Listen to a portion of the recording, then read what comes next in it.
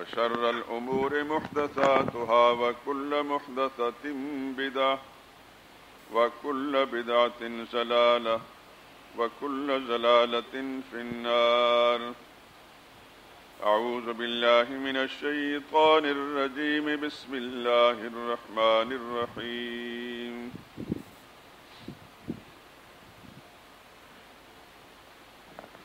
يا أيها الذين آمنوا لا تقدموا بين يدي الله ورسوله واتقوا الله إن الله سميع عليم. يا أيها الذين آمنوا لا ترفعوا أصواتكم فوق صوت النبي ولا تجهروا له بالقول كجهر بعضكم لبعض أن تحبط أعمالكم وأنتم لا تشعرون.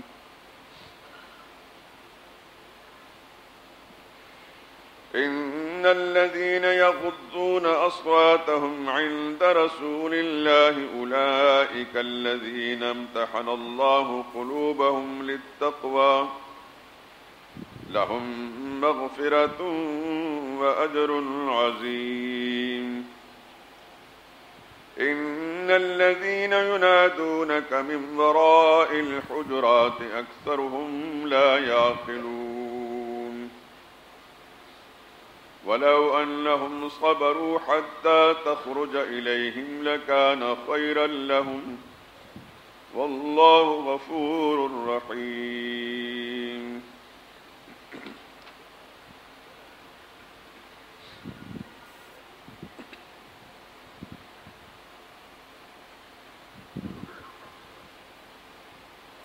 اے ایمان والو، کسی بات کے جواب میں اللہ اور اس کے رسول سے پہلے نہ بول اٹھا کرو اور اللہ سے ڈرتے رہو، بلا شبہ اللہ سننے جاننے والا ہے۔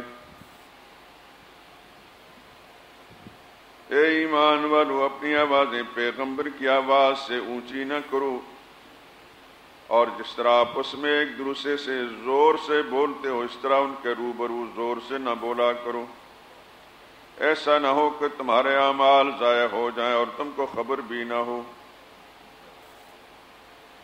جو لوگ اللہ کے پیغمبر کے سامنے دبی آواز سے بولتے ہیں، اللہ نے ان کے دل تقوی کے لیے آزما لیے ہیں، ان کے لیے بخشش اور اجر عظیم ہے۔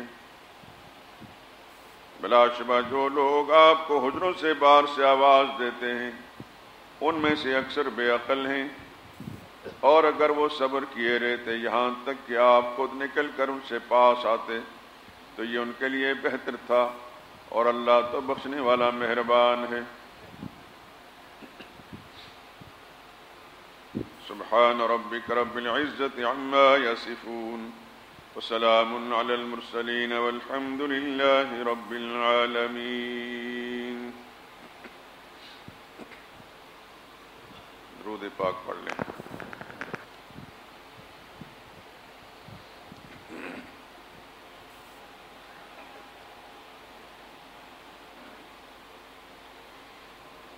اے خدا کے آخری پیغامبر تجھ پر سلام،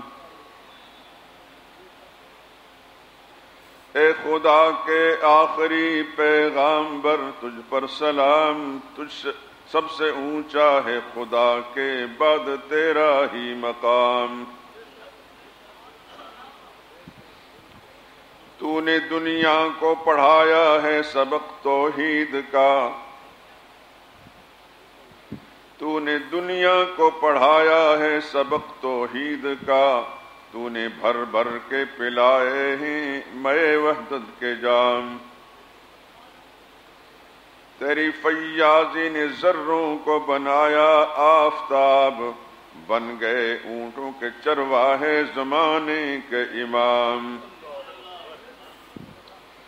تیرے آنے سے چمن میں آ گئی تازہ بہار، تو نے دنیا سے مٹایا کفر و باطل کا نظام۔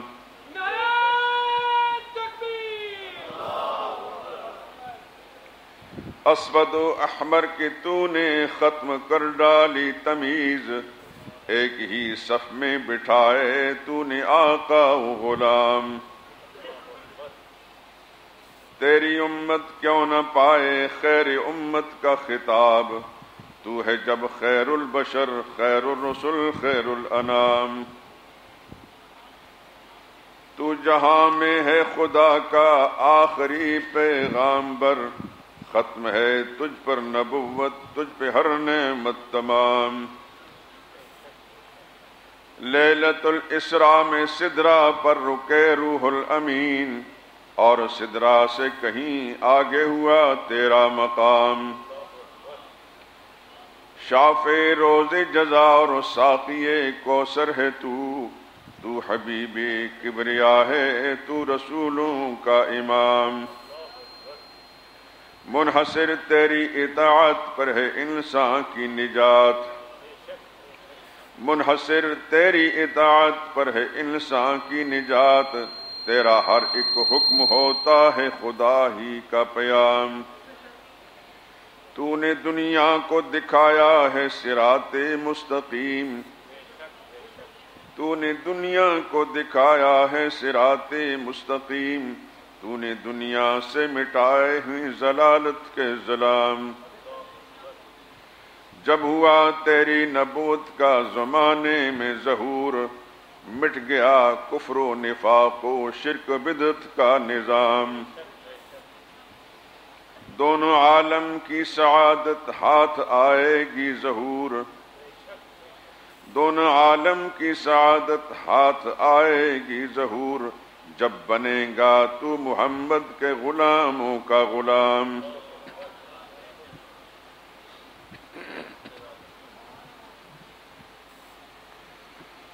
بزرگان محترم، برادران عزیز،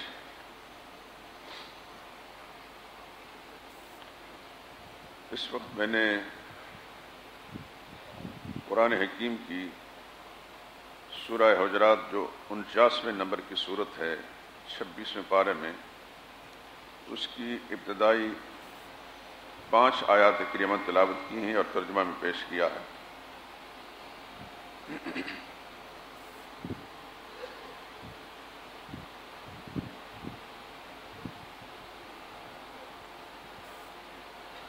اس سورہ مبارکہ کی سبھی آیات کے اندر اہل ایمان کو نبی کے آداب بتائے گئے ہیں۔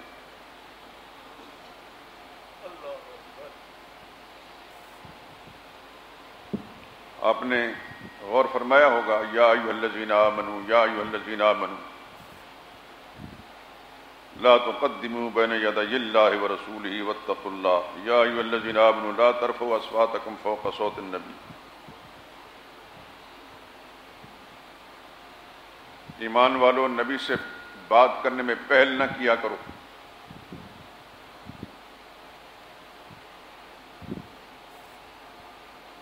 کسی ایسی محفل کے اندر جس میں مسلمانوں کے اجتماعی مفاد کا معاملہ ہو اور نبی کی ذات خود موجود ہو یا نبی کی تعلیمات، اس وقت خود بولنے اور پہل کرنے اور شور و غوغا کرنے کے بجائے کان لگا کر سنو کہ نبی کیا فرما رہے ہیں اور نبی کی تعلیمات کیا ہیں۔ تمہاری اجتماعی بھلائی کا جو نظام ہے اس میں پیغمبر کی تعلیمات کیا ہیں۔ یہ بھی فرمایا کہ جب نبی بول رہے ہوں تو نبی سے اپنی آواز کو اونچا مت کرو۔ آپ کو یاد ہوگا پچھلے جمعے میں اور اس سے پہلے بھی ایک مضمون میں نے شروع کیا تھا جس کا تعلق حقوق کے ساتھ ہے۔ اس میں حقوق اللہ بھی ہیں، حقوق الرسول بھی ہیں، اور پھر درجہ بدرجہ تمام انسانی طبقات، ظاہر ہے کہ انسانوں میں سے وہ انسان جن کا نبی کے ساتھ ڈائریکٹ تعلق ہے، ازواج مطہرات رضوان اللہ تعالی علیہن، اور دوسرے نمبر پر صحابہ اکرام رضوان اللہ تعالی علیہم اجمعین، پھر اس کے بعد انسانی طبقات میں انسان کے اپنے ماں باپ ہیں، انسان کے استاد ہیں، رشتہ داری اور برادری کے لوگ ہیں، عزیز اقربا ہیں، انہی کے اندر پھر پڑوسی بھی ہیں، انہی میں ہم سفر بھی ہیں۔ یہ تمام انسانی طبقات جو ہیں شریعت اسلامیہ جس کے ہم ماننے والے ہیں، محمد مصطفیٰ صلی اللہ علیہ وسلم کی تعلیمات قرآن کریم کی صورت کے اندر بھی اور احادیث مبارکہ کی صورت میں ہمارے سامنے موجود ہیں۔ میں یہ سمجھتا ہوں کہ اگر ان تمام چیزوں کو صحیح طریقے سے سمجھ کر اپنا لیں تو آج ہمارے معاشرے کے اندر جو افراتفری ہے، اللہ کی قسم کھا کر کہتا ہوں یہ افراتفری بالکل ختم ہو جائے۔ صحیح بات یہ ہے، اور میری بات کو محسوس نہ کرنا، آج ہم جس معاشرے میں سانس لے رہے ہیں، زندگی گزار رہے ہیں، شکلیں تو انسانوں کی ہیں، دکھائی دیتی ہیں، چل پھر رہے ہیں۔ اللہ گواہ ہے کہ اگر اس آئینے جو قرآن کی شکل میں اور رسول اللہ صلی اللہ علیہ وسلم کی تعلیمات کی شکل ہمارے سامنے موجود ہے، اس میں دیکھا جائے تو کہیں بھی انسانیت نظر نہیں آتی الا ماشاء اللہ۔ آپ کے تعلیمی ادارے، بلکہ اس سے پہلے ماں کی گود اور گھر کی چار دیواری جو ایک تربیت گاہ ہوتی ہے اس بچے کے لیے، کیا ہمارے معاشرے کے اندر مائیں ان کو انسانیت کا سبق پڑھاتی ہیں؟ باپ انسانیت کا سبق پڑھاتے ہیں؟ ان کو تو جب سن شعور کو پہنچتے، بولنے اور چلنے کے قابل ہوتے ہیں، یونیفارم پہنا کر، بستہ اس کے گلے میں لٹکا کر کسی بھی تعلیمی ادارے میں پہنچا دیا جاتا ہے، ان کے حوالے کر دیا جاتا ہے۔ وہ کیا پڑھاتے ہیں کیا نہیں پڑھاتے ہیں وہ ہم سب جانتے ہیں۔ نتیجہ یہ ہوتا ہے کہ پریپ سے لے کر پرائمری اور پھر پرائمری سے لے کر میٹرک تک اور میٹرک سے آگے کالج کی تعلیم اور یونیورسٹی کی تعلیم سے ایک ہوشیار جانور تو بن کر نکلتا ہے لیکن اعلیٰ انسان نہیں بنتا۔ میں نے یہ لفظ ہوشیار جانور کس لیے کہا؟ جانور دو قسم کے ہوتے ہیں کہ غیر ہوشیار ہوتے ہیں، جس کو ہم چوپائے کہتے ہیں۔ وہ اپنا مفاد اس طرح نہیں اکٹھا کر سکتا جو انسان کہلانے والا کرتا ہے۔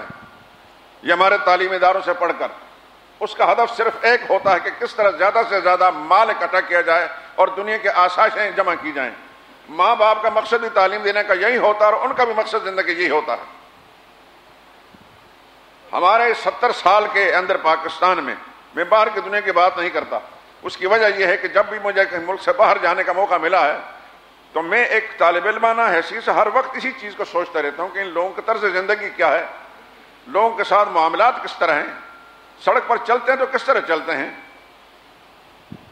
حکومت نے جو سڑک پر چلنے کے اصول مقرر کیے ہیں اس میں کتنی رعایت رکھتے ہیں۔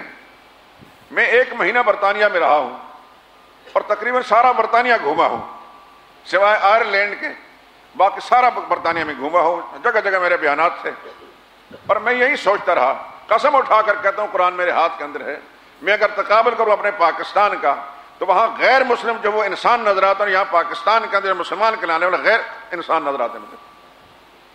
آپ یہاں رہتا ہیں، میں بھی یہاں رہتا ہوں۔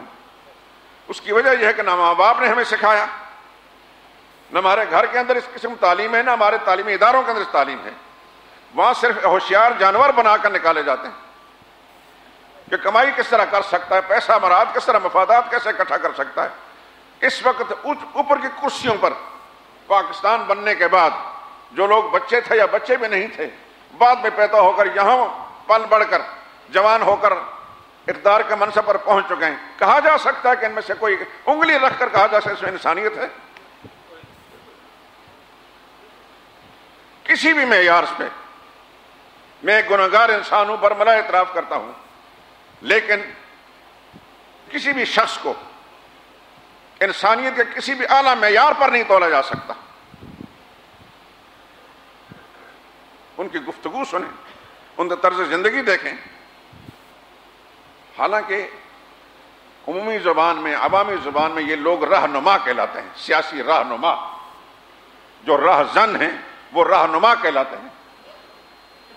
آج کے اخبارات میں ذرائع ابلاغ سے پتہ چلا کہ کیسا چھانٹی ہو رہی ہے، اور اخبارات کے اندر کچھ آپ نے پڑھا ہوگا یا میں نے جو اخبار میں پڑھا ہے شاید مجھ سے پوری تفصیل نہیں ہوگی کہ ہر ایک کو نشان کہ اس میں یہ خرابی، اس میں یہ خرابی، اس میں یہ خرابی۔ چند مہینوں کے اندر ہی اوپر کی سطح پر بیٹھے ہوئے انسان کو یہ پتہ چل گیا کہ یہ لوگ میرے لیے تباہی کا سامان پیدا کر رہے ہیں۔ بہتر تو یہ تھا کہ ان کو دوسرے اداروں میں نہ پہنچایا جاتا، ان کو سرے سے الگ کر دیا جاتا، لیکن یہ جو جمہوریت نام کی ہوتی ہے یہ بھی کیسی لعنت ہے۔ اس کے اندر دوسرے چاہے وہ کتنا گندا کیوں نہ ہو اس کی رعایت رکھنی پڑتی ہے، لیکن سچ یہ ہے، میں دیانتداری سے کہتا ہوں، ہوگی کسی ملک کے اندر جمہوریت، لیکن جس کا نام پاکستان ہے اس کے اندر جمہوریت سوا گندگی کا اور کچھ بھی نہیں۔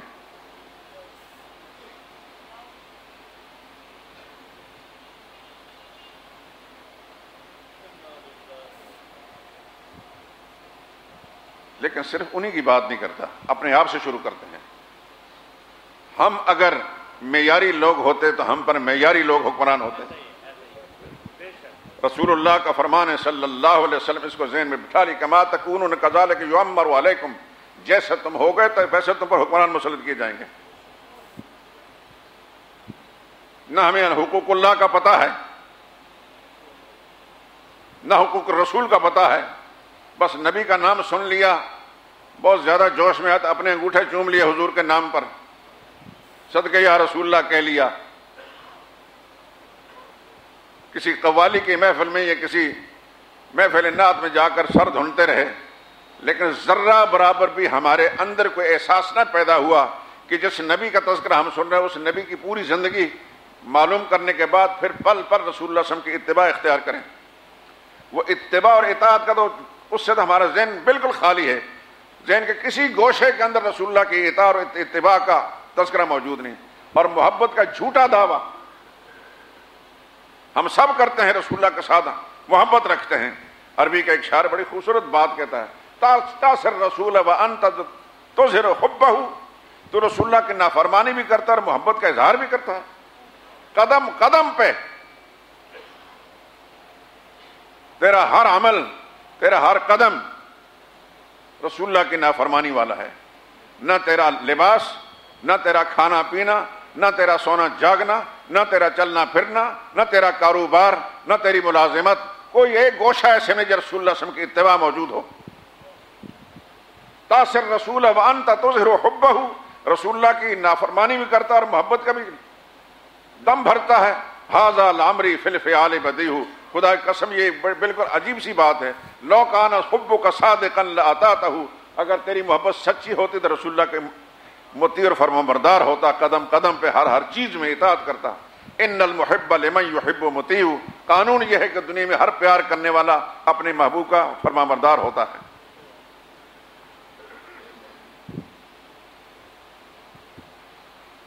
تو پچھلے جمعے میں نے رسول اللہ صلی اللہ علیہ وسلم کے حقوق کے سلسلے میں کچھ معروضات پیش کی تھیں۔ سب سے پہلا حق اللہ کے نبی پر ایمان، سن چکے ہیں آپ، اور یہ قرآن کریم کے اندر موجود ہے۔ سورہ اعراف کی آیت نمبر 157 میں نے پیش کی تھی، فالذین آمنوا بہ، سب سے پہلے ایمان ہے رسول پر، وعزروہ، نبی کی رفاقت اختیار کی، ونصروہ، اور دین کو اور اللہ کے نبی کے احکام کو دنیا میں پھیلانے میں نبی کی نصرت اور امداد کی، مدد کی اس کام میں، واتبعوا النور الذی انزل معہ، اور اس نور جو آسمان سے اللہ نے نازل کیا ہے قرآن کی شکل میں، اللہ نے خود فرمایا یہ نور ہے، اس کی اتباع اختیار کی۔ آخر میں اللہ نے انجام سنا دی، اولئک ھم المفلحون، ایسے ہی لوگ کامیاب ہونے والے ہیں۔ نبی کے حقوق میں سب سے پہلا حق ایمان ہے جو قرآن میں بیان کیا۔ دوسرا حق نبی کی رفاقت اختیار کرنا۔ تیسرا حق نبی کے نصرت اور دین کے کام کے اندر اس تعاون کرنا۔ اور چوتھا حق نبی پر نازل ہونے والا نور، اس کی اتباع کرنا۔ آخر میں اللہ پاک نے ایسے لوگوں کا انجام سنا دیا کہ یہی کامیاب ہونے والے لوگ۔ تو ایمان یہ پہلا حق ہے پیغمبر کا صلی اللہ علیہ وسلم، اور اطاعت قرآن کریم کے اندر اطیعوا اللہ و اطیعوا الرسول جا بجا آتا ہے۔ ومن یطع الرسول فقد اطاع اللہ، جس نے رسول کی اطاعت کر لی اس نے اللہ کی اطاعت کی۔ میرے دوستوں، میں کچھ بول رہا ہوں، آپ سن رہے ہیں، اللہ کے لیے اس کانوں کے راستے سے جو آواز پہنچتی ہے اس کو دل دماغ میں جگہ دیجئے، سنی انسنی مت کیجئے۔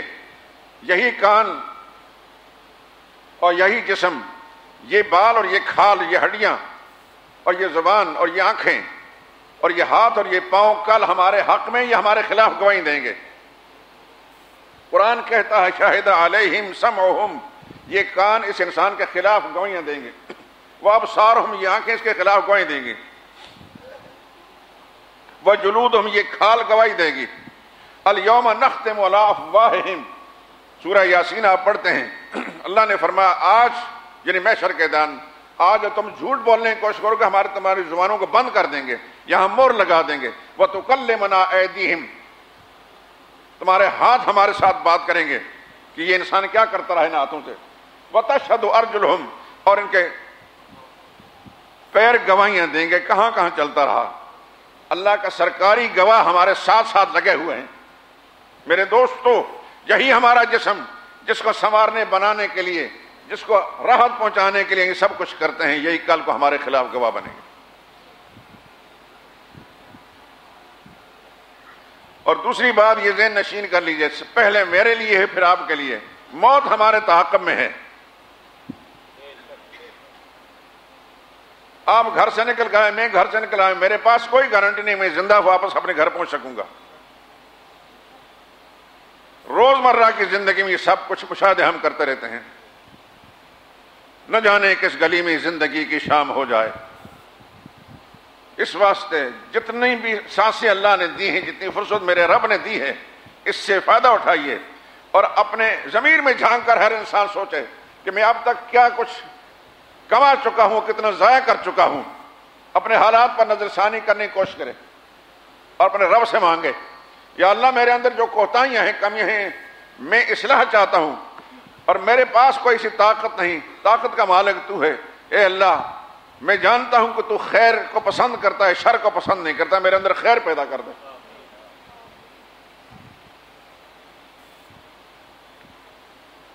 تو نبی کے حقوق میں سب سے پہلا حق میں نے عرض کیا تھا ایمان ہے، اور ایمان کا لازمی تقاضا نبی کی محبت ہے۔ اللہ پر ایمان ہو یا نبی پر ایمان ہو، اس کا لازمی تقاضا اس محبت ہے۔ وہ کوئی ایمان نہیں جس میں محبت نہیں۔ ایمان کا جو لفظ ہے عربی زبان میں، اس کا آسان لفظ میں معنی ہے مان لینا۔ اللہ پر ایمان کا، اللہ کو مان لیا، اپنا رب مان لیا، اپنا خالق مان لیا، اپنا مالک مان لیا، اپنا رازق مان لیا، اپنا نافع و ضار مان لیا، عزت ذلت کا مالک مان لیا، تو پھر اس کے ساتھ لازمی تقاضا یہ ہے کہ اللہ کی محبت بھی ہو، اور جس طرح اللہ کی ذات سب سے بڑی ہے، اس کی محبت بھی سب محبتوں پر غالب ہو۔ پھر مخلوق میں آ کر محمد مصطفیٰ صلی اللہ علیہ وسلم کی ذات سب سے بڑی، اور رسول اللہ صلی اللہ علیہ وسلم کی محبت بھی سب محبتوں پر غالب ہو۔ اس میں محبت اپنی بیوی کی بھی ہے، محبت اپنی اولاد کی بھی ہے، اپنی محبت اپنے ماں باپ کی بھی ہے، عزیز اقارب دوست یاروں کی بھی ہے، لیکن سب محبتوں پر اللہ کے نبی کی محبت غالب ہو۔ انسان اپنے آپ کو ٹٹولے، میری کیفیت کیا ہے؟ میں ماں باپ سے زیادہ محبت کرتا ہوں، بیوی بچوں سے زیادہ محبت کرتا ہوں یا اللہ کے نبی سے؟ یعنی بات ماننے کی جب آئے، ایک طرف ماں باپ کے فیصلے ہیں، دوسرے رسول اللہ کے فیصلے ہیں، پھر میں ماں باپ کی بات کو ترجیح دوں گا یا اللہ کے رسول کے فیصلوں کو؟ وہیں انسان اپنے بارے میں خود فیصلہ کر سکتا ہے کہ میں ایمان کے کس درجے پر کھڑا ہوں۔ ایک طرف میری بیوی بچوں کی خواہش ہے، دوسرا رسول اللہ کا فرمان ہے۔ اگر بیوی بچوں کی خواہش پورے کرتا ہوں، رسول اللہ کا فرمان ٹوٹتا ہے اور نبی کی بات کو مانتا ہوں، تو یہ ناراض ہوتے ہیں۔ پھر اس دورائے پر کھڑے ہو کر میں کس کو راضی کرنے کی کوشش کروں گا؟ باتیں بڑی تلخ ہے میرے دوستو، ہمارا مزاج عمومی یہ بن چکا ہے، میٹھی میٹھی باتیں، ہماری پسند کی باتیں سننے کے لیے ہمارے دل دماغ متوجہ ہوتے ہیں، اس کے خوش ہوتے ہیں، اور ہر وہ بات جس میں کڑواہٹ موجود ہو، ہمیں کچھ کرنا ہو، کچھ چھوڑنا ہو، وہ ہمارے لیے ناگوار ہوتی ہے۔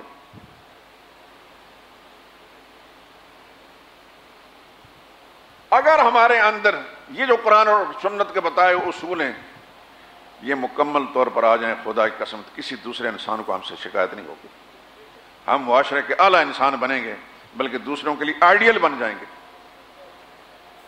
ان کے لیے نمونہ بن جائیں گے، وہ ہمیں دیکھ دیکھ کر زندگی گزاریں گے۔ لیکن اپنے آپ کو فراموش کر لیں اور دوسرے کو دیکھیں۔ جب انسان کس طرف اشارہ کرتا ہے نا، ایک انگلی اتر جاتی ہے تو چار واپس اپنی طرف ہوتی ہیں، اس میں خامی ہے تو چار انگلیاں بتا رہی ہیں تیرے اندر زیادہ خامیاں ہیں۔ میری ان معروضات، ان ٹوٹے پھوٹے الفاظ کے اندر یہی ہے میرے دوستو، اس میں بزرگ بھی ہیں، میرے ہم عمر بھی ہیں، بچے بھی ہیں۔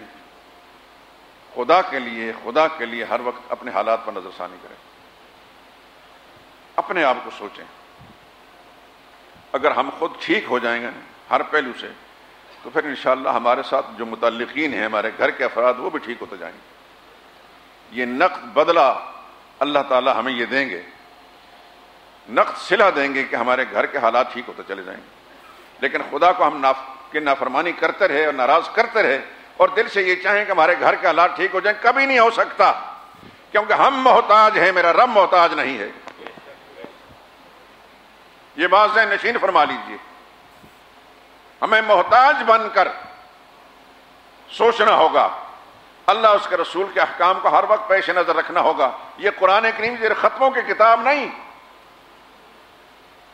اللہ کے لیے میری بات کی طرف توجہ دیجیے، ختم پڑھنے کی، مردے بخشوانے کی کتاب نہیں، یہ ہدایت کا دستور ہے۔ اللہ نے اس دھرتی پر ہمیں پیدا کیا تو پھر ہمارے لیے زندگی گزارنے کے آداب، یہ دستور بتا دیا کہ تم نے زندگی کیسے، اس میں سارے خطاب یا ایھا الذین آمنوا، یا ایھا الناس، یا ایھا الناس، یا ایھا الذین آمنوا۔ جنگل کے جانوروں کو خطاب نہیں ہے، سمندر میں پلنے والی مخلوق کو خطاب نہیں ہے، فضاؤں میں اڑنے والے پرندوں کو خطاب نہیں ہے، اس میں سارے خطاب انسانوں کو ہیں۔ اور جنات کو اللہ نے پیدا کر، جنات کو انسان کے تابع بنا کر اللہ نے رکھا۔ پورا قرآن کریم پڑھ لیں، جنوں کو مخاطب نہیں کیا اللہ، یا ایھا الجن،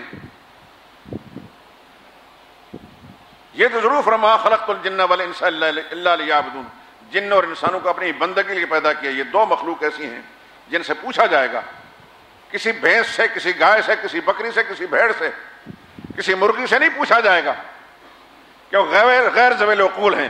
پوچھا جائے گا مجھ سے اور آپ سے، اور پوچھا جائے گا جنات سے۔ اس لیے کہ اللہ نے پورا نظام زمین اور آسمان کا میری اور آپ کی خدمت کے لیے بنایا۔ اتنا بڑا نظام اللہ نے ہماری خدمت کے لیے، یہ سورج ہماری خدمت کر رہا ہے، ہماری فصلیں پکا رہا ہے، ہمیں روشنی دے رہا ہے، چاند ہمیں روشنی دے رہا ہے، ستارے ہمارے پھلوں میں، ہمارے غلوں کے اندر رس بھر رہے ہیں۔ یہ سارا نظام، یہ ہوائیں، یہ پہاڑ، یہ درخت، یہ دریا، یہ سمندری مخلوق، یہ سونا، یہ چاندی، یہ سب اللہ نے انسان کی خدمت کے لیے، اور انسان ہی ان سے فائدہ اٹھا رہا ہے۔ کبھی دیکھا کسی جن کو کہ اس نے زیور پہنے ہوئے ہوں؟ ہے ایک مخلوق، اس کا ایک نظام ہوگا، ضرور ہوگا، لیکن میں نے اور آپ نے نہیں دیکھا، نہ ہمارے کسی کتاب کے اندر ایسے لکھا ہے۔ اس دنیا میں کتنے جانور روزانہ کٹتے ہیں، لاکھوں بکرے کٹتے ہیں، ان کا گوشت انسان کھاتا ہے، گائے بھینس کٹتے ہیں، گوشت انسان کھاتا ہے، مرغے کٹتے ہیں، گوشت انسان کھاتا ہے۔ ایسا بھی کبھی سنا، کہیں دیکھا کہ انسان کٹتے ہوں حیوانوں کے لیے، کہ حیوانوں کا گوشت کھاتے ہوں؟ دنیا میں کتنا غلہ پیدا ہوتا ہے، یہ انسان کھاتا ہے۔ دنیا میں کتنے پھل پیدا ہوتے ہیں، انسان کھاتا ہے۔ جتنے پھول پیدا ہوتے ہیں، انسانوں سے نفع اٹھاتا ہے۔ کائنات کا ذرہ ذرہ اس انسان کے فائدے کے لیے اللہ فرماتے ہیں خلق لکم ما فی الارض جمیعا، زمین میں جو کچھ ہے تمہارے نفع کے لیے پیدا کیا ہے۔ اور انسان کو اللہ نے اپنی مرضی پوری کرنے کے لیے، انسان نے اللہ کی مرضی پر زندگی گزارنی، بس یہ نہیں کہ اگر اللہ کی مرضی پر یہ زندگی نہیں گزارے گا تو اللہ کا کچھ نقصان ہو جائے گا، یہ نقصان اپنا کرتا ہے، اللہ پسند نہیں کرتا کہ یہ انسان تباہ ہو، اللہ انسان کو فائدہ دینا چاہتے ہیں۔ انسان اگر اللہ کے نظر برا ہوتا تو یہ کائنات کا نظام اس کی خدمت میں نہ لگاتے۔ اللہ کے نزدیک یہ خلاصہ کائنات ہے، مخدوم خلائق ہے، ساری کائنات کسی خادم ہے اور یہ مخدوم ہے۔ ایک ایک چیز پر تنہائی میں بیٹھ کر غور کریں، خود ہمارے وجود کے اندر دیکھیے، یہ ہماری انگلیاں ہیں، جتنا عرصہ بھی اللہ پاک نے ہمیں زندگی دے رکھی یہ متحرک رہتی ہیں۔ آپ کوئی مشینری بھی جو صبح شام چلتی ہے، ایک عرصے کے بعد اس کے پارٹس بدلنے پڑتے ہیں، اس میں گریسنگ ہوتی ہے، آئلنگ ہوتی ہے، لیکن ان کے اندر کوئی بھی آئلنگ نہیں۔ اللہ نے ازل سے ایسا نظام ہمارے لیے بنایا ہے۔ کس اللہ نے ما بکم من نعمت فمن اللہ، اے انسان تمہارے پاس جو نعمت ہے وہ اللہ کی دی، ان تعدوا نعمت اللہ لا تحصوها، اللہ کی نعمتوں کو گننا چاہو گن نہیں سکو گے۔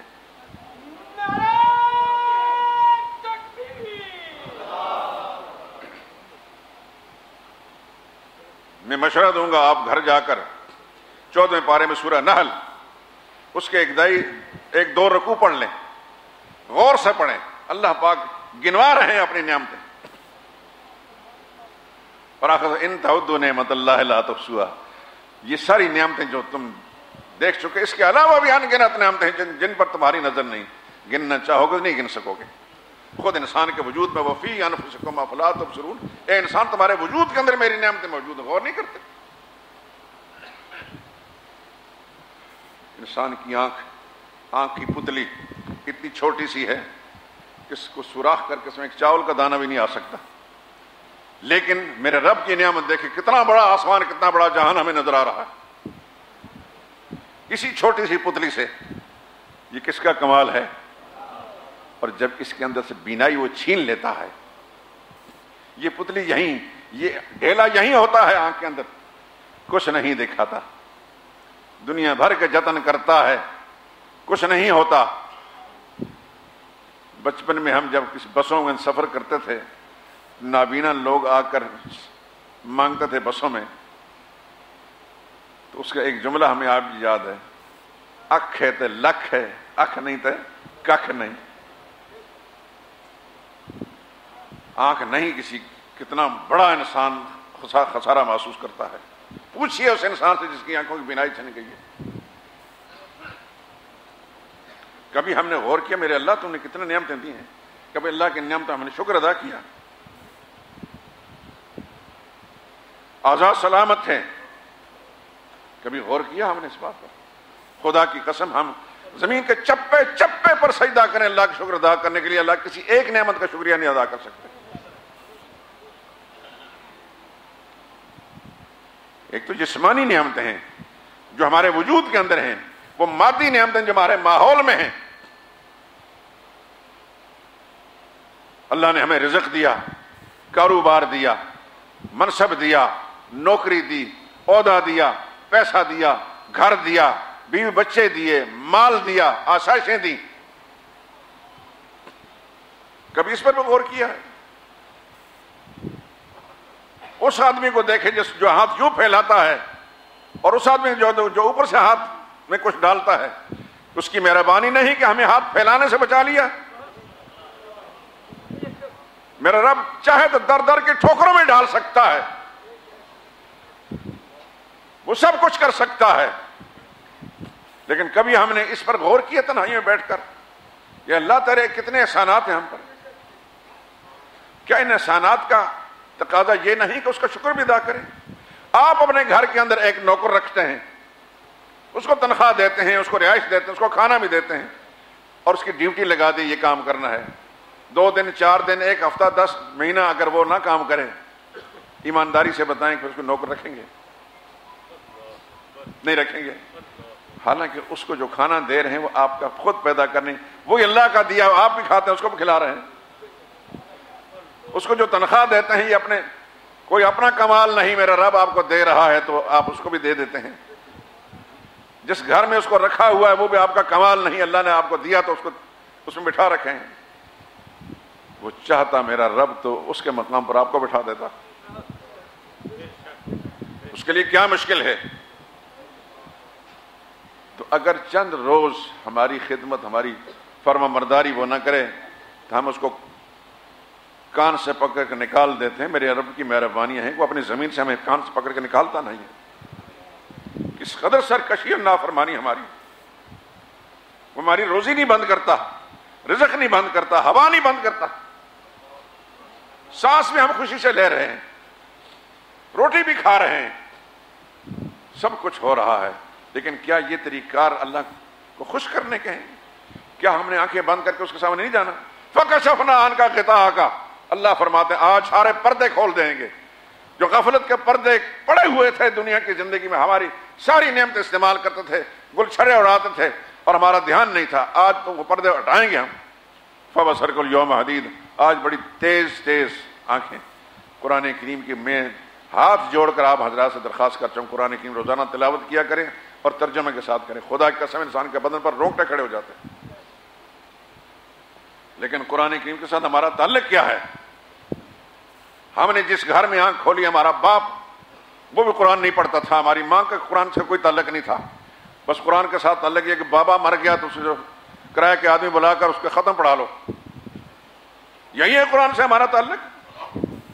نہیں بھائی نہیں، یہ بہت بڑا ظلم ہے، نا انصافی اللہ کی کتاب کے ساتھ.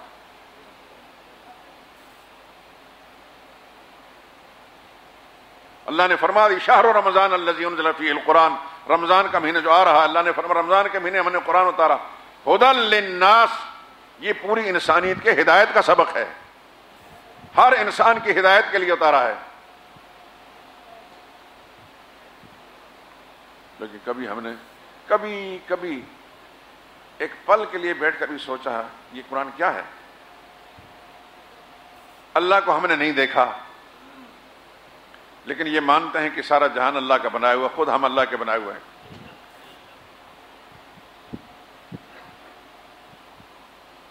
اللہ نے ہمارے درمیان، اپنے درمیان رابطے کے لیے اپنے ایک پیغمبر کا انتخاب فرمایا انسانوں ہی میں سے، اور اس کے قلب اطہر پر، اس کے مبارک دل پر اللہ نے اپنی کتاب نازل فرمائی.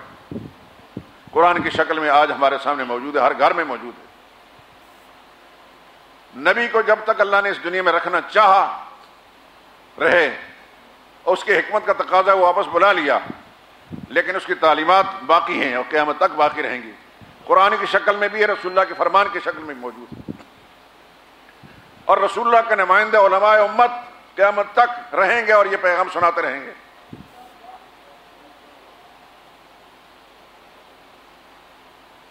ایک چیز پر تو غور فرمائیے، جن کو ہم صحابہ کہتے ہیں، یہ کون لوگ تھے؟ یہ بھی آسمان سے اترے تھے؟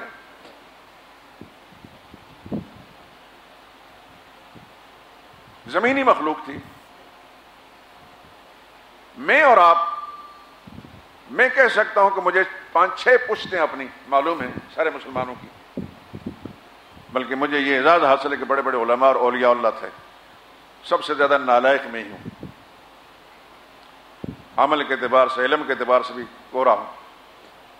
وہ بڑے بڑے لوگ تھے، بہت بڑے بڑے. یہ ایک اطمینان کی شکل ہے. آپ حضرات یقیناً کہیں گے میرا باپ مسلمان، دادا مسلمان، پردادا مسلمان، 2-4 پشتیں ضرور بتائیں گے، یعنی خاندانی مسلمان ہیں ہم سب. صحابہ تو خاندانی مسلمان نہیں تھے. ان سے پہلا مسلمان حضرت ابوبکر صدیق، ان کے والد بھی کافر تھے، بڑے عرصے کے بعد مسلمان ہوئے. فاروق اعظم مسلمان ہوئے کافی دنوں کے بعد، والد کافر ہی رہے. خطاب. سیدنا عثمان مسلمان ہوئے، شروع کے مسلمانوں میں سے ہیں، والد کافر ہی رہے.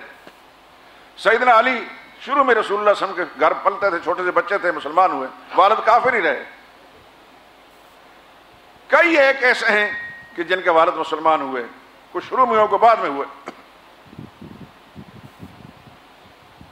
لیکن آج میں اور آپ جب ان کا نام لیتے ہیں صحابہ کرام کا، ایمانداری سے میں پوچھتا ہوں کہ جب میں اور آپ ابو بکر صدیق اور فاروق اعظم کا نام لیتے ہیں تو کیا ہمارے وجود کے اندر اس نام لینے کے ساتھ اس احساس پیدا ہونے کے بعد ہمارے مسرت اور خوشی کی لہر نہیں دوڑتی؟ اپنے آپ کو ٹٹولیے. اگر نبی کے ساتھیوں کا تذکرہ کر کے آپ خوش ہوتے ہیں تو سمجھیے کہ آپ کے نبی کے ساتھ محبت ہے، کیونکہ اللہ کے نبی کے محبوب ہیں، اللہ کے محبوب ہیں. اللہ نے ان پر رضا کا سرٹیفکیٹ رضی اللہ عنہم. اگر صحابہ کا تذکرہ کرتے وقت دل میں خوشی نہیں آتی تو اپنے ایمان کی خیر منائیے میرے دوستو.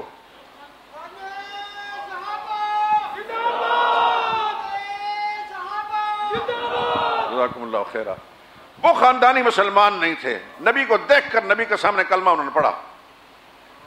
پھر آج کتنا عرصہ گزر چکا ہے؟ کم و بیش 1500 سال ہو گئے نا. اس مجمع میں بیٹھے جتنے دوست ہیں ممکن شاید ہی کوئی صدیقی ہو،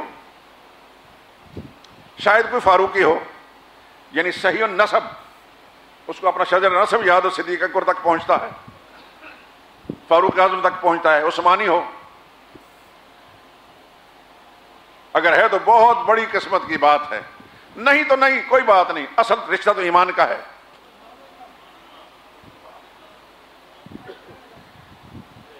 ڈیڑھ 1500 سال کے بعد بھی آج ان کا نام تازہ بتازہ زندہ و جاوید ہیں، آسمان شہرت پر چمکتے ہیں. میں اور آپ تذکرہ کر کے خوش ہوتے ہیں، ہمارے چہروں پر رونق آ جاتی ہے. کیوں؟ کیا رشتہ تھا ہمارا نسبی ان کے ساتھ؟ میں نہ صدیقی ہوں، نہ فاروقی ہوں، نہ عثمانی ہوں، نہ علوی ہوں. مجھے نہیں پتا کہ آگے چل کے صحابہ کا کہاں تذکرہ رشتہ ملتا تھا، مجھے کچھ پتا نہیں. 5-7 پشتوں کے بعد شاید پہلے ہندو ہوں گے ہمارے آبا و اجداد، کیوں اس بر صغیر میں سارے ہندو تھے. اس سے پہلے کیا تھے کچھ پتا نہیں. لیکن آج میں ان کا تذکرہ کر کے خوش ہوتا ہوں اور آپ حضرات کو بھی اسی طرف لگا رہا ہوں. میرا کیا رشتہ ابو بکر صدیق سے؟ وہ اللہ اس کے رسول کے وفادار تھے، وہ اللہ اور رسول کے سچے وفادار تھے. اس وفاداری کی نسبت سے ان کی محبت میرے رب نے میرے دل میں ڈال دی. میں جب ان کا سوچتا ہوں تو خوش ہوتا ہوں، بولتا ہوں تو خوش ہوتا ہوں. تو جب وہ خاندانی مسلمان نہیں تھے تو جب مسلمان ہوئے تو پھر سچے مسلمان ہوئے. وہ کلمہ ان کی رگ رگ کے اندر، ان کے خون کے ہر قطرے کے اندر اس کے اثرات پہنچ گئے اور اللہ نے ان کی ایمان کی شہادتیں دی. اولئک هم المؤمنون حقا، پکے ایمان والے یہ ہیں. کون شہادت دے رہا ہے؟ اللہ شہادت دے رہے ہیں.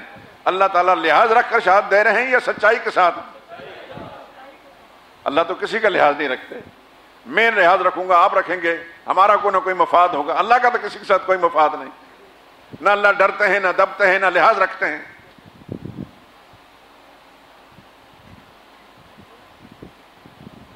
تو اللہ کے محبوب بنے، اللہ کے پیارے بنے، نبی کے وفادار بنے، اسلام اور دین کے وفادار بنے تو اللہ نے محبت ساری کائنات کی مخلوق کے دل میں ڈال دی. آپ انہی مجلس میں سن چکے ہیں. ایک جہادی سفر میں کچھ صحابہ کرام ایک سفر میں اس طرح دور دراز علاقوں کے اندر، افریقہ کے علاقوں میں، ان کی سمندر میں کشتی ٹوٹ گئی، بکھر گئے، کوئی کدھر گیا کوئی کدھر گیا. ان میں سے ایک صحابی حضرت سفینہ بھی تھے رضی اللہ تعالیٰ عنہ. تاریخ کتاب میں ان کا تذکرہ آتا ہے. تو کشتی کا ایک تختہ جو ہے اس پر ان کو پکڑ لیا. وہ چلتا گیا چلتا گیا، چلتے چلتے ایک ایسی جگہ پر جا کر رکا جو دائیں بائیں اس کے جنگل تھا. وہ کسی طریقے سے جان بچا کر کنارے پر پہنچے. جنگل تھا، تھوڑے سے آگے گئے تو ایک شیر منہ کھولے کھڑا ہے. افریقہ کے جنگلات کے تذکرے آپ نے پڑھے بھی ہیں، سنے بھی ہیں، دیکھے بھی ہوں گے.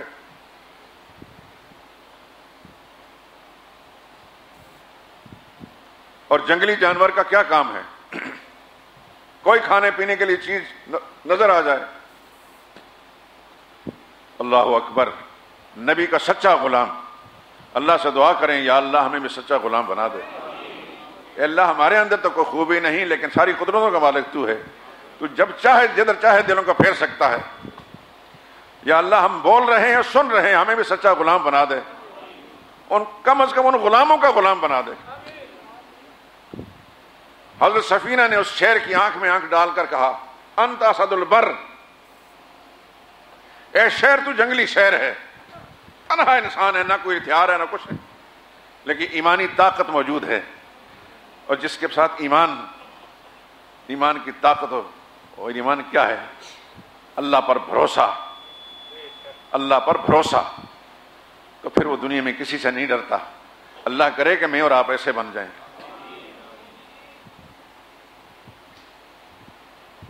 انت اسد البر، تو جنگل کا شیر ہے، وَأَنَا سفینہ مولا رسول اللہ صلی اللہ علیہ وسلم، میرا نام سفینہ ہے، میں رسول اللہ کا غلام ہوں۔ اتنا جملہ کہنا تھا۔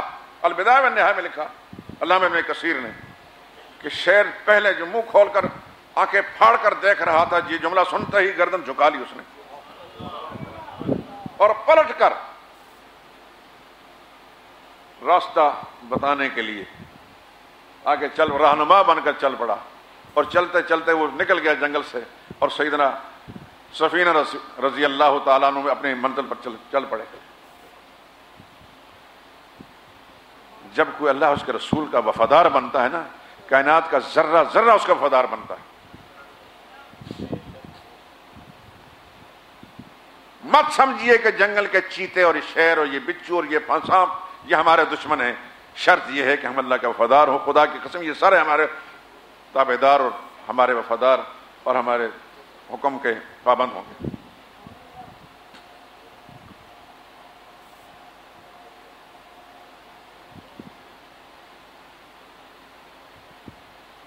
حضرت شادی کا قصہ ہم نے طالب علم کے زمانے میں پڑھا تھا۔ کہتے ہیں میں رودبار کے میدان میں جا رہا تھا تو ایک شخص کو دیکھا کہ وہ شیر پر سوار آ رہا ہے اور اس کے گردن کے بالوں کو سے لگام بنایا ہوا۔ تو میں نے کہا خدا کے بندے تمہیں ڈر نہیں لگتا؟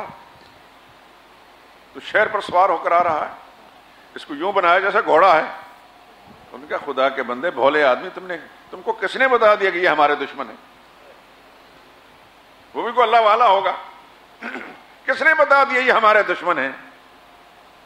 فارسی زبان میں سعدی نے اس کی تعبیر یوں کی تو ہم گردن از حکم داور مپیچ، کہ گردن نہ پیچت حکم تو ہے، بس شرط یہ ہے کہ تو اللہ کی نافرمانی چھوڑ دے، پھر کائنات کی کوئی چیز تیری نافرمان نہیں ہوگی۔ آج قدم قدم پہ ہر طرح کے ہر قسم کے ڈر اور خوف ہمارے دلوں میں بیٹھے ہیں۔ اس کی وجہ اللہ کا ڈر ہمارے دل سے نکلا، اللہ نے سارے خوف ہمارے دلوں میں ڈال دیے۔ قسم خدا کی جس کی سچی کتاب قرآن میرے ہاتھ میں ہے، میں سچ کہہ رہا ہوں، سچ کہہ رہا ہوں، جب انسان اللہ کا خوف اپنے دل میں بٹھا لیتا ہے، اللہ کی محبت اور اللہ کا خوف، محبت کو سمجھتے ہیں آپ، اور خوف کا مطلب یہ ہے کہ یہ نہیں کہ اللہ ڈنڈے لے کر کھڑا ہے، خوف کا مطلب کہ ہمارا محبوب حقیقی ہے، وہ کہیں ناراض نہ ہو جائے، محبوب حقیقی ناراض نہ ہو، اس کا خوف ہو، اور کہیں ناراض ہو کر اپنے عذاب میں پکڑ نہ لے، پھر کائنات کا کوئی خوف بھی اللہ اس کے دل میں نہیں ڈالتا، سارے خوف نکال دیتا۔ نہ وہ کسی ظالم سے ڈرتا ہے،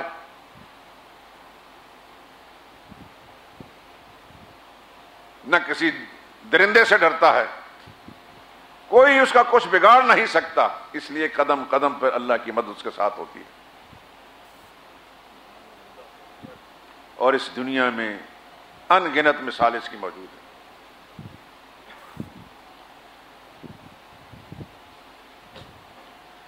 جب رسول اللہ صلی اللہ علیہ وسلم ابوبکر صدیق سمیت ہجرت کے لیے تشریف لے جا رہے تھے، مشرکین مکہ نے ایک وفد بھیجا تھا پکڑنے کے لیے۔ ایک آدمی گھوڑے پر سوار جا رہا تھا، سر پر دوڑاتے دوڑاتے اس جگہ پہنچ گئے جہاں رسول اللہ صلی اللہ علیہ وسلم تشریف لے جا رہے تھے۔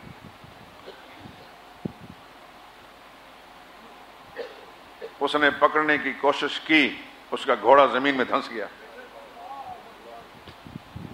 رسول اللہ کے پاس نہ تیر تھے، نہ تلوار تھا، نہ کچھ تھا، نہ حضور نے اس کی منت کی، نہ سماجت کی، نہ معافیاں مانگی. یہ کائنات کا نظام کس کے اختیار میں ہے؟ بس یہ سمجھنے کی ضرورت ہے، یہ سمجھنے کی ضرورت ہے کائنات کا ذرہ ذرہ اللہ کے اختیار میں ہے.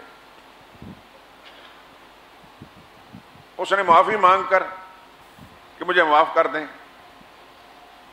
رسول اللہ نے دعا مانگی، گھوڑا پھر نکل گیا، پھر اس نے بدعہدی کی، پھر گھوڑا دھنس گیا، اور بالآخر وہ عمل جو ہے اس کے ایمان لانے کا سبب بن گیا. یہ زمین بھی اللہ کی ہے، یہ گھوڑے بھی اللہ کے ہیں، یہ چیتے بھی اللہ کے ہیں، یہ کائنات کا سارا نظام اللہ کا ہے. شرط یہ ہے کہ ہم اللہ کی فرمانبردار بن جائیں. سوچیں سوچیں سوچیں کہ اللہ کی فرمانبرداری کیسے ہوتی ہے. لیکن بدقسمتی ہماری یہ ہے کہ ہم ایک کان سے سنتے دوسرے نکال کر جو کچھ سنتے ہیں مسجد کے دروازے کے اندر ہی چھوڑ کر چلے جاتے ہیں، ساتھ لے کر نہیں جاتے. میں کبھی کبھی سوچتا ہوں کہ مجھ سے زیادہ ناکام آدمی کوئی بھی نہیں. اتنے عرصے سے میں چیخ و پکار کر رہا ہوں لیکن اثرات مجھے کم نظر آتے ہیں. شاید میرے اندر ہی کوئی خامی ہے. تو میں آپ حضرات سے التجا کرتا ہوں میرے لیے دعا کریں کہ اللہ میری خامیوں کی اصلاح کر دے. میرے عمل میں ہے، عقیدے میں تو نہیں الحمدللہ. میں شرح صدر سے کہہ رہا ہوں میرے عقیدے میں کوئی خامی نہیں. میرے اللہ کی سب سے بڑی مہربانی مجھ پر یہ ہے کہ میرا عقیدہ بڑا صاف ستھرا رکھا میرے اللہ نے. خود اللہ کی ذات کے بارے میں بھی، اللہ کے نبی کے بارے میں بھی، صحابہ کرام ازواج مطہرات کے بارے میں، رسول اللہ کے خاندان کے بارے میں، اور تمام اللہ والوں کے بارے میں، سب اولیاء اللہ کے بارے میں میرا عقیدہ صاف ہے. کسی کے بارے میں میرے دل میں بغض نہیں، بیر نہیں. میرے اللہ نے یہ مجھ پر مہربانی فرمائی. عمل میں خامیاں میرے یہاں موجود ہیں. اللہ سے دعا کریں کہ اللہ تعالیٰ میری ان خامیوں کی اصلاح کر دے تاکہ میری آواز مؤثر ہو جائے. لیکن بہرحال جیسا کیسا بھی ہوں، آپ سے یہ التجا کرتا ہوں میرے دوستو کہ اپنی تنہائیوں میں جا کر کچھ تھوڑا سا وقت اس کے لیے نکالیں. اس دنیا کو ہم نے چھوڑنا ہے اور اللہ کے سامنے جانا ہے. اس طرح جائیں کہ ہماری موت بڑی مسرت اور شادمانی والی ہو. جیسے حدیث میں آتا ہے، نبی کریم صلی اللہ علیہ وسلم نے ارشاد فرمایا، ایک کافر اور منافق کی، فاسق فاجر کی موت اور ایک مومن کی موت کا فرق کیا ہے. تشبیہ دے کر سمجھایا. ایک کافر کی موت اس طرح ہوتی ہے جس طرح کسی بکرے کو ذبح کیے بغیر دو چار آدمی کٹ لگا کر اس کی کھال کو کھینچیں، ادھیڑیں. ابھی اس کو روح نہیں نکلی، زندہ ہے، لیکن چاروں طرف سے لوگ اس کے کٹ لگا کر اس کی کھال کو ادھیڑ رہے ہیں. اس کو ادھیڑتے وقت بکرے کو جتنی تکلیف ہوتی ہے اس کا اندازہ کی ایک کافر کو، ایک فاسق فاجر خدا کے نافرمان کو موت کے وقت اسی طرح کی تکلیف ہوتی ہے. اس کی روح اس سختی کے ساتھ نکلتی. یا زندہ مرغ کو یا کسی جانور کو کھولتے ہوئے پانی یا تیل کے اندر ڈبو دیا جائے، اس سے پوچھئے کتنی تکلیف ہوئی ہے. کچھ ایسی تکلیف مرنے والے کو ہوتی ہے. یہ اللہ کے نافرمان کی موت ہے، حدیث میں آتا ہے. اور ایک مومن کی موت، اب تو خیر حالات بدل گئے لیکن ممکن ہے دیہاتوں کے اندر ہو. پہلے مشکی ہوتے تھے، مشکیزوں میں پانی بھر کر، ہمارے ہاں بھی ہوتا تھا، کافی عرصے تک رہے.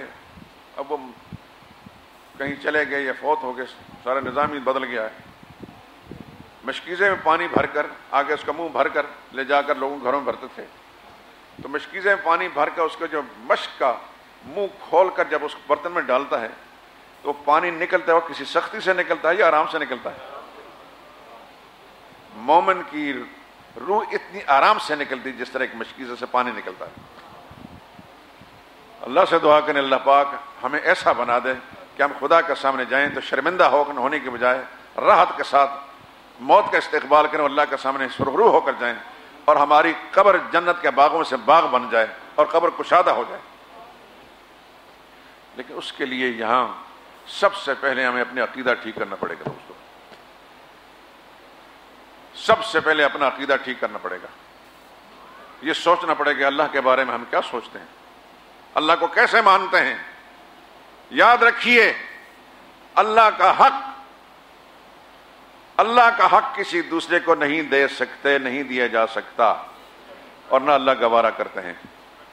ہر انسان سمجھتا ہے کہ میری بیوی پر میرا حق ہے۔ مثال دے کر بات سمجھا رہا ہوں، ہر شادی شدہ آدمی کا اس کی بیوی پر اسی کا حق ہوتا ہے، وہ حق اپنے بھائی کو نہیں دیتا، اپنے دوست کو نہیں دیتا، اپنے یار کو نہیں دیتا، اب کسی پیارے کو نہیں دیتا۔ اور اگر کوئی پیارا اس حق کو استعمال کرنا چاہے تو پھر اس کی جان کا دشمن بن جائے گا کہ اس کے حق پر دوسرا ڈاکہ ڈال رہا ہے۔ جو اللہ کا حق ہے، اللہ کسی پیارے کو، کسی نبی کو دینے کے لیے بھی راضی نہیں ہے، کسی ولی کو، کسی فرشتے کو دینے کے لیے راضی نہیں۔ اللہ کا حق اللہ ہی کو دیا جائے گا۔ اچھی طرح سمجھ لیں، مسئلہ آئے گا انشاءاللہ۔ اب رمضان آ رہا ہے اور آپ کو پتہ ہے گزشتہ 45 سال میں عرب 46واں سال شروع ہوگا انشاءاللہ۔ اگر میں زندہ رہا تو دین کا اصولی مسئلہ، اللہ کی توحید کا مسئلہ شروع ہو جائے گا۔ اللہ نے چاہا تو اگلا جمعہ جو ہے، اگر میں زندہ رہا تو رمضان سے متعلق ہوگا، پھر اس کے بعد آخری جمعہ جو ہے شعبان کا، تمہید ہوگی اللہ کی توحید کے مسئلے کی۔ اور میں سمجھتا ہوں کہ موحد انسان،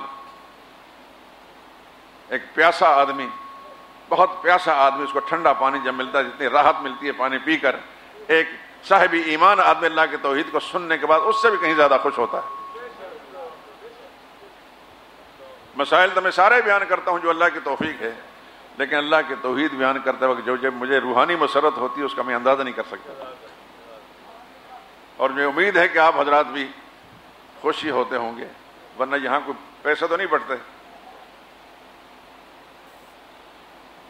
جو لوگ یہاں آتے ہیں اللہ کی توحید سننے کے لیے، میں کہہ سکتا ہوں اللہ کا سامنے کہ ان کی ایمان کی گواہی دیتا ہوں،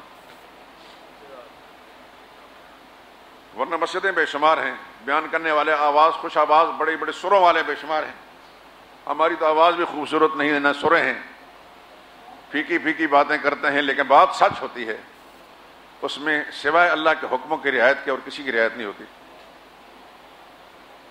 تو اس کے باوجود بھی لوگ جم کر سنتے ہیں، اس کا مطلب یہ ہے کہ اللہ پاک نے ان کو توحید کی لذت سمجھا دی ہے۔ اللہ سب کو اس سے آشنا کر دے۔ آج اسی پر اتفاق کرتے ہیں، باتیں بہت ساری رہتی ہیں، انشاءاللہ زندگی نے وفا کی تو اس مسئلے کو ابھی یہ مکمل نہیں ہوا، اس کو بعد میں بیان کریں گے۔ وآخر دعوانا الحمدللہ رب العالمین۔ یہ 2-3 سوالات اور ایک کتاب ہے، ابدی پیغام کے آخری پیغامبر، یہ کسی آدمی نے کتاب انگریزی میں لکھی تھی اور اس کا اردو ترجمہ میں نے اس کو پڑھا ہے، بہت شاندار کتاب ہے۔ یوں سمجھے کہ رسول اللہ صلی اللہ علیہ وسلم کی سیرت کے موضوع پر بڑی شاندار کتاب ہے، اور بڑے جتنے جھوٹ کے پردے کھولیں اس کے اندر۔ کوئی بڑا صاحب علم آدمی تھا، اللہ اس کو جزائے خیر عطا فرمائے،